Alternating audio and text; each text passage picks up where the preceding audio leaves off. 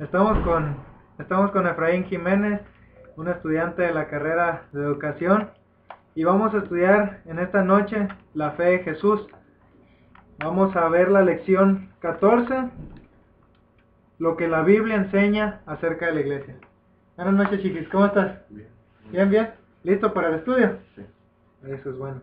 Biblia, lápiz, todo. Sí.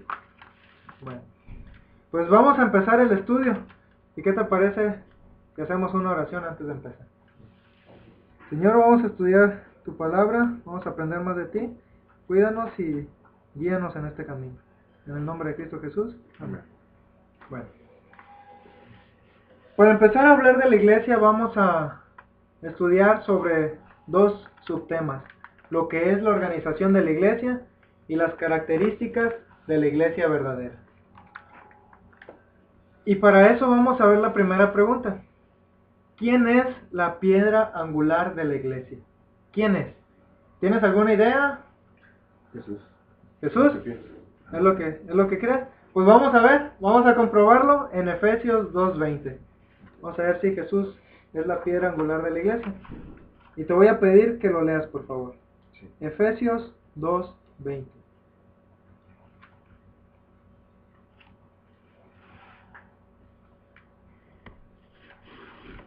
Dice: edificado sobre el fundamento de los apóstoles y los profetas, siendo Cristo Jesús mismo la piedra angular. Así es.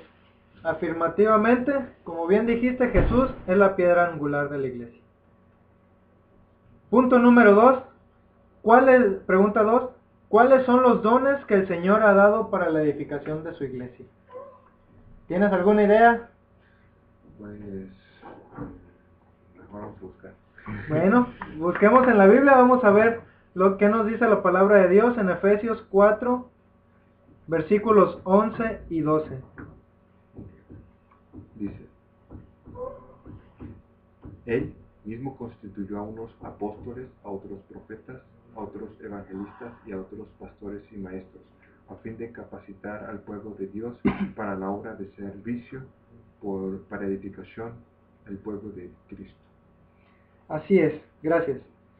Entonces, la respuesta sería pastores, evangelistas, y maestros, maestros, profetas y apóstoles, ¿verdad?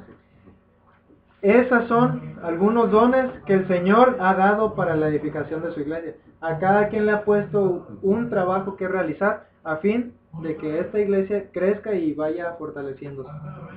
Y vamos a pasar a la tercera pregunta. ¿Cuál es la triple misión de la iglesia?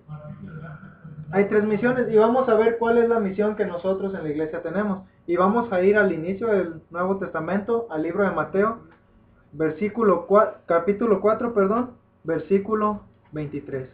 Mateo 4:23. ¿Qué dice así? Sí. Dice: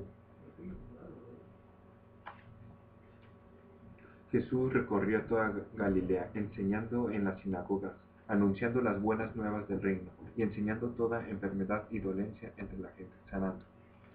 Gracias. Sanando. Sanando. Así es. ¿Cuál es la triple misión de la iglesia entonces según este versículo? Enseñar, predicar y sanar. Y sanar. Así es. Esta es la triple misión que tiene la iglesia: enseñar, predicar y sanar. Eso es lo que nosotros tenemos que hacer a las demás personas. Así que vamos a pasar, una vez entendido este punto, si tienes alguna duda, alguna pregunta, me dices. Ok, está bien. ¿Okay? Sí. La pregunta 4 dice: ¿cómo debe gobernarse la iglesia? ¿Cómo se debe gobernar? Y vamos a ver la respuesta en Hechos 6, 1 al 4. Hechos 6, 1 al 4. Dice: en aquellos días, al aumentar el número de los discípulos, se quejaron los judíos de habla griega contra los de habla aramea, de que sus viudas eran desatendidas en la distribución diaria de los alimentos. Así que los 12 reunieron a toda la comunidad de discípulos y les dijeron: no está bien que nosotros los apóstoles cuidemos el ministerio de la palabra de Dios para servir las mesas. Hermanos, escojan de entre ustedes a 7 hombres de buena reputación, llenos del espíritu y de sabiduría, para que para encargarles esta responsabilidad. Así nosotros nos dedicaremos de lleno a la oración y al ministerio de la palabra. Gracias. ¿Cómo debe gobernarse entonces la iglesia? Por tipo de jerarquía. Por jerarquías, se puede decir puede. así, ajá. Hay una organización ya establecida, está desde la asociación general, vienen las divisiones, hasta llegar a la iglesia local, que es dirigida por un pastor local, y pues todavía el pastor tiene ayuda, y tiene a los ancianos, tiene a los diáconos. Así que la iglesia debe gobernarse con esos estándares de organización, y muy importante, como decía el versículo, con el Espíritu de Dios. Cada uno de esos hombres que está dirigiendo la iglesia debe tener el Espíritu de Dios, porque sin el Espíritu de Dios no puede avanzar mucho.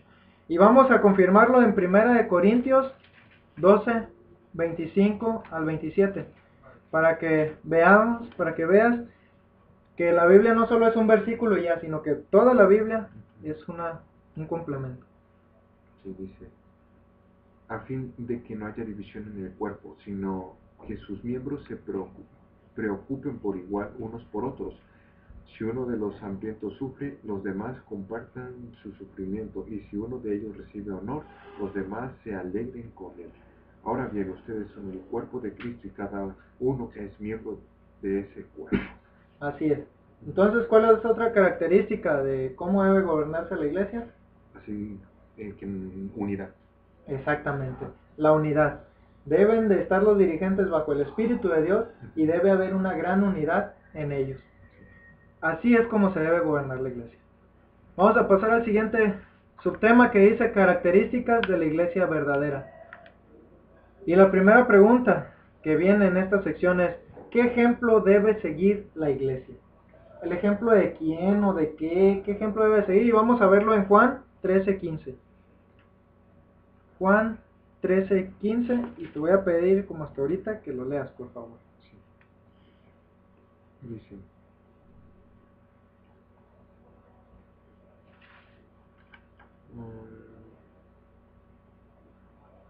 les he puesto el ejemplo para que hagan lo mismo que yo he hecho con ustedes.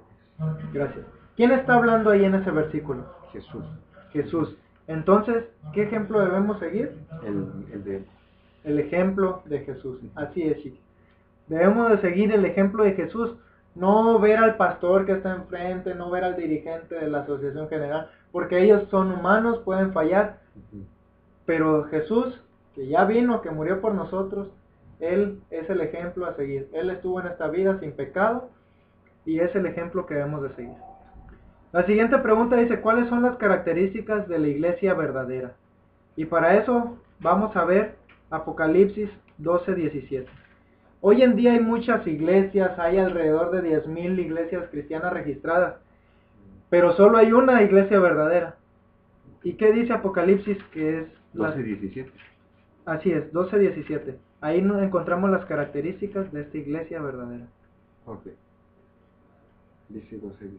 Entonces el dragón se enfureció contra la mujer y se fue a hacer guerra contra el resto de sus descendientes, los cuales obedecen los mandamientos de Dios y se mantienen fieles al testimonio de Jesús. Así es. ¿Cuáles son las características entonces?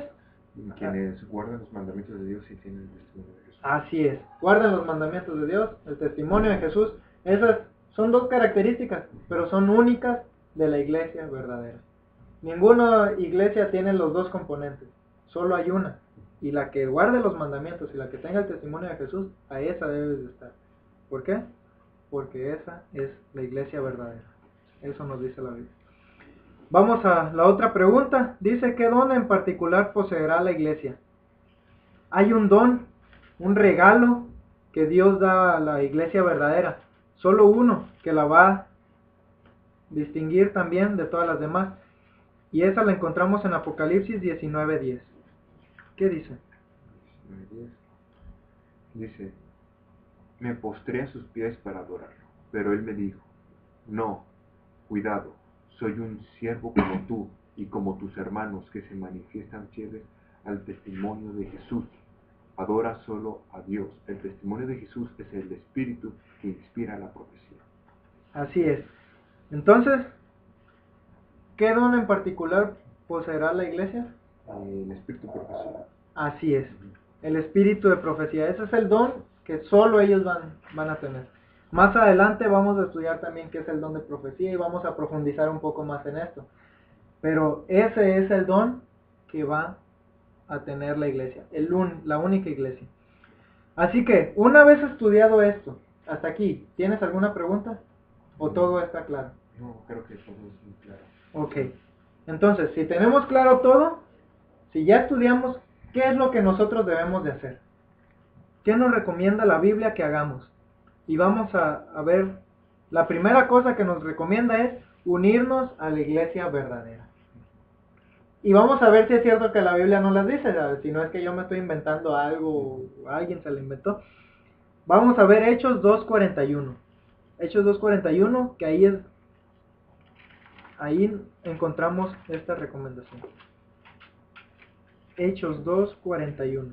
Hechos 2:41 dice: Así pues, los que recibieron su mensaje fueron bautizados, y aquel día se unieron a la iglesia unas 3,000 personas.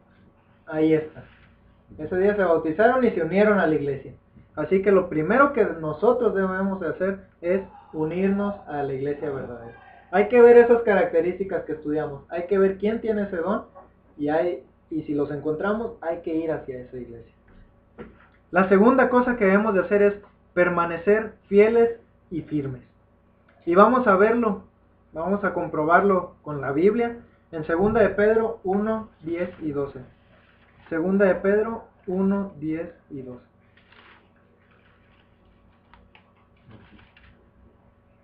10 y 12. Y 12. 10 al 12, perdón. Okay.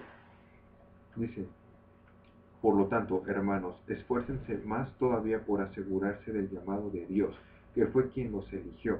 Si hacen estas cosas, no caerán jamás y se les abrirán de par en par las puertas del reino eterno de nuestro Señor y Salvador Jesucristo.